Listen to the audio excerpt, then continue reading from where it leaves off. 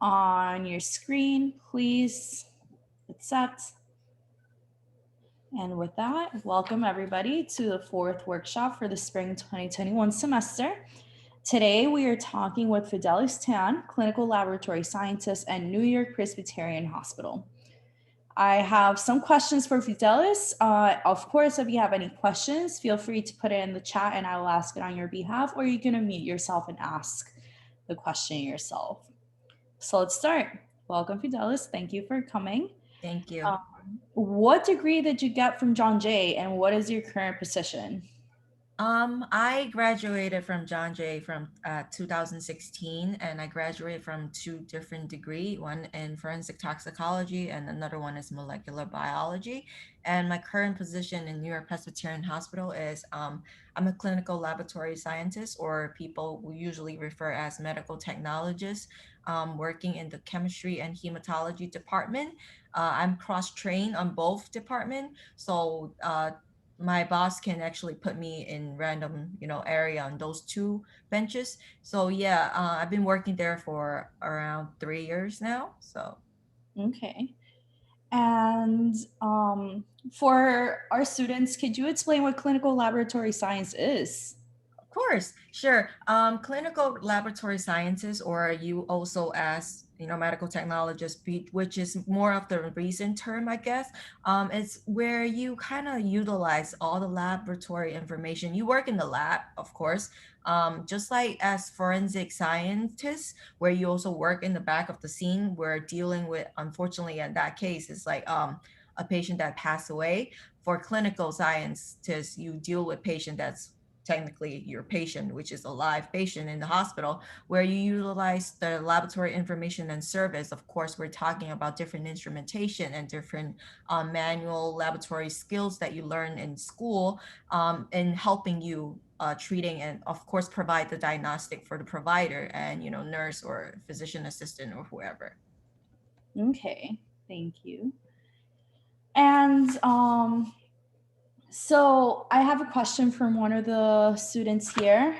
Did you take the CLT Limited license for New York State to be for your position?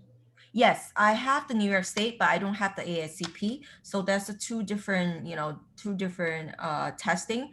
But I got the New York State through Hunter College after I graduated from, John Jay.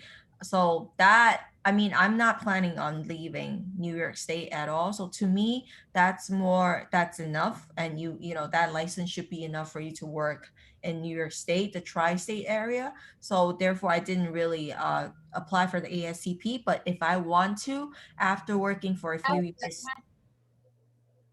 yeah.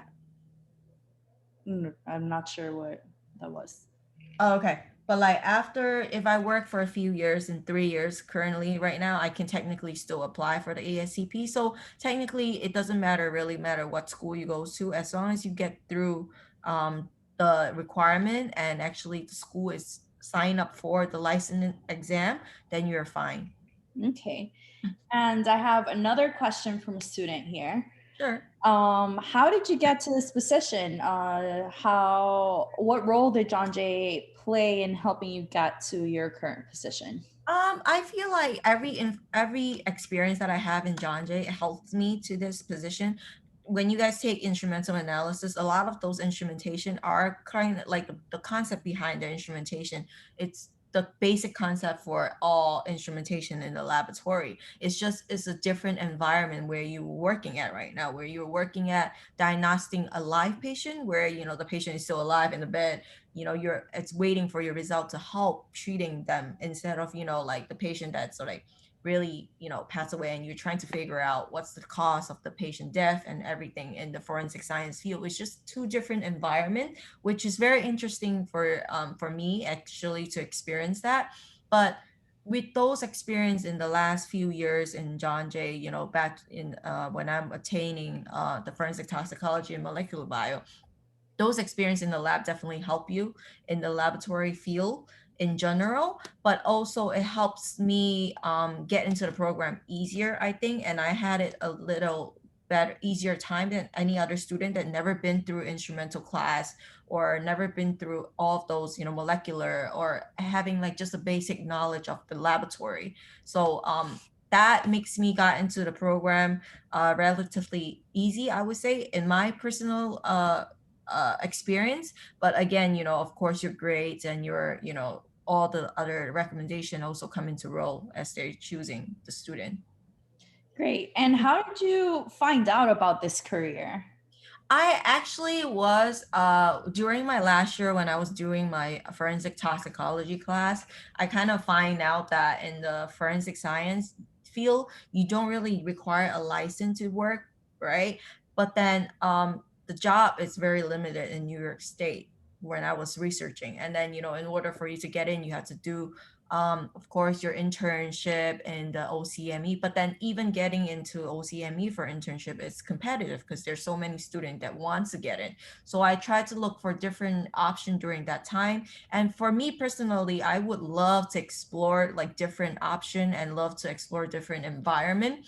So me, when I first come across this program from offer from Hunter, it was actually I actually had this discussion with one of the toxicology professor, and he recommended it me and said that this might be a very good opportunity for me to move from forensic to clinical field because it's more job opportunity, more job security. You always gonna need people in the laboratory because the laboratory works runs 24 hours every day, so it doesn't matter what when you finish or what you got. It's at the end, you're gonna have a job. So that also got me into like searching even more on that field, and that's how I come across with the Hunter program, that it's a advanced certification program that I did right after, like the second day after I graduated from John Jay. I went into that program. So And so, thank you for that. What requirements did you need to fulfill to get into the program at Hunter? first, I guess, you need your bachelor. That's of course, but I'm sure most of the student will here will have that bachelor. And second of all, of course, your GPA has to be good because that program, the program that I apply, only accept 10% per year for that 10 months. So, it's very competitive. And of course, you also really need a good recommendation from your professor, preferably like someone in the, like your tox professor or your molecular professor. Those are like the higher, or instrumental professor. Those are more on the higher, more closely to your major. So they know that you know what you're doing. But there's so many different program right now that's offering that. And I know like a lot of the students that I taught in John Jay during my instrumental time actually went into York College, and York College is a very good reputation college where you had like an intense, very intense training in clinical laboratory field, which most of the student enjoy it. When if you ask the student that's after me that went into York, I think there's like 6 or 7 of them went into York right after, and they're all coming out soon, and they're all like gonna get a job soon because now right now every hospital, a lot of them are retiring, so there's so many openings across the hospital, and we definitely need people. We're currently always short. Great. So it sounds like a really great job Yeah. opportunity to pursue. How did you prepare for to enter this career in addition to your courses? I think for me, my program actually, I once you get into a program, they will actually prepare you very well because they will kind of just throw you out to the field. They will assign you to different laboratory in the hospital, in different laboratory setting, because we have so many different department. Like we have hematology, we have hematology oncology. That's one. We have chemistry.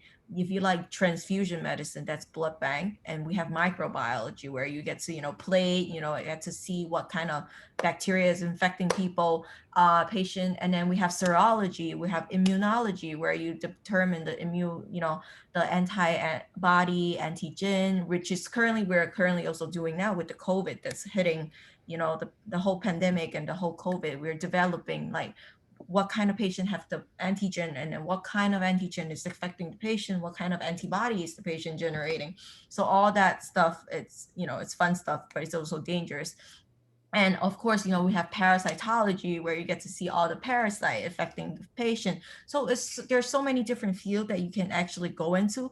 If you said that, oh, Fidelis, I don't really like chemistry, I don't really like hematology, you have so many different options to choose from. And everyone, and I like this field a lot because it's very flexible. So if you said, I don't like to do chemistry anymore after 2 years, you can actually jump to micro and be like, hey, I am interested in micro now, because your license is a generalist license, which covered the whole spectrum of clinical laboratory science field.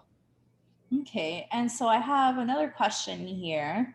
If someone wants to become a clinical lab scientist, but the GPA is not good, Mhm. what can that person do in order to be eligible for the program? Well, depends on how low your GPA is, because GPA is not really everything, right? You got to take into consideration of, your recommendation letter, and then, or like your personal statement, for example. I remember I had to do personal statement for my program, but I do know that your college is another, it's a CUNY college as well. And they don't offer the advanced certification program. They offer just a general normal bachelor program. So at the end, if you can get into Hunter advanced certification program that you get done in 10 months, you can definitely consider, like York College have that CUNY bachelor program, where you go in for the last 2 years, just the last 2 years, and finish up all the clinical laboratory science course, and then go into internship, and then you still gonna come out. And then for York, I think it's a little more advantage than the Hunter program. Personally, if you'd let me choose, I probably will go back to York right now, because York, once you finish your program, you're actually qualified to take the ASCP, which is the whole national wide exam, not the New York State only, Mhm. if that makes sense. Yes. So what are some of the most rewarding aspects of your career path or position? I would say, because you're working in the laboratory now, especially when you encounter a COVID situation where you're in the lab developing, certain testing and certain method, on helping, the doctor, the physician, the PA, they'll come in and be like, hey, now this COVID is hitting, what is the better instrumentation? What can we do to help us detect the virus quicker, or like once the patient had the vaccination, now people are wondering, is this vaccine really working? Because what if I don't have the antibody? So we just started validating an instrument for that part. And we've been working hard on making sure the patient do have the antibody after receiving the vaccine, because the whole hospital basically right now is vaccinated, right? So we have a whole pool of donor coming through. So you have people just testing and running and testing and see if the antibody is being developed, and if it's not, what is going wrong. Is the vaccine that government promised working, really working, and is it really protecting the population right now from getting it? And so those are a long, intense research, right? So that's one thing. Also another thing that I like, because I love research. So you know to be able to just participate in like a research project while working as a full-time clinical laboratory science is the most rewarding experience that you can have. But again, it is a stressful environment. Right, I can imagine. And what are some of the things you dislike about this position? Well, I feel like our field is still like a lot of people still don't really understand the role of clinical laboratory scientists. So I feel like, as time goes on, with more people participating and with more people coming through the program, hopefully, the whole like the population will understand that we are not facing the patient. Technically, we don't face patient, but we are important in the lab, in the science field, because we're working behind the scene, right? If you don't really like socializing, that's the perfect field for you, where you stay behind and do something, but you're helping the population, even though the population sometimes, I mean, funny enough, my parents don't even know what I'm doing when I tell them that clinical laboratory sciences. So it's just something that I feel like in time, as time goes, as more students get explore or gets exposed to this field, like people, the generation or the population will understand the field more and know that we are making a difference in the science field. Right. And finally, the last question I have for you, and then I'll open it up to students to ask whatever questions they want to ask, is what advice would you give a student that is interested in pursuing this career path? I would say just go for it, because like there's really, at the end, there's really nothing to lose, but you're just trying different field right now, and it is one of the closer field that I personally feel that it's closest to forensic science. It's just a different environment at the end, and if you really want to do a forensic science degree, yeah, you can, definitely just consider, sticking to that. But this is a very good alternative field that that you can consider if you really, really want to work in the lab. Great. And so questions for Fidelis, all students, anything. And you know what? I'm gonna pause the recording, stop the recording for this. So those of you who want to ask questions can do so.